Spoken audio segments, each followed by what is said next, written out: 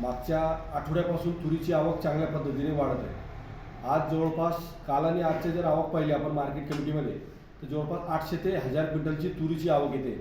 येत्या 8 ते 10 दिवसात आपल्याकडे नवीन येणारा व्हिटू चना, मेक्सिको आणि आपण जो गावरान चना म्हणतो तो येत्या 8 दिवसात आपल्याकडे मार्केट कमिटीला चांगला यायला सुरुवात होईल. माझी शेतकरी बांधवांना एकच कडकडीची विनंती आहे की येणारा जो व्हिटू आणि जो चण्याचा माल राहील तो थोडा ड्राय जर आला तर आपल्याला रेट चांगले मिळतील. जर त्याच्यात मॉइश्चरचं प्रमाण अधिक असल्या कारणाने त्याला व्यापाऱ्यांकडे सुकवण्याला जागा नसल्यामुळे त्याला दर कमी मिळतात.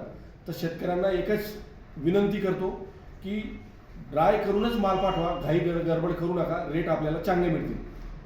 तुरीला काय भाव चालू आहे आपण? तुरीला सरासरी 6600 रुपये बाजार मिळत आहेत. एक चांगल्या क्वालिटीची जर राहील तर 6800 ते 7000 पर्यंत बाजार आहे तुरीला.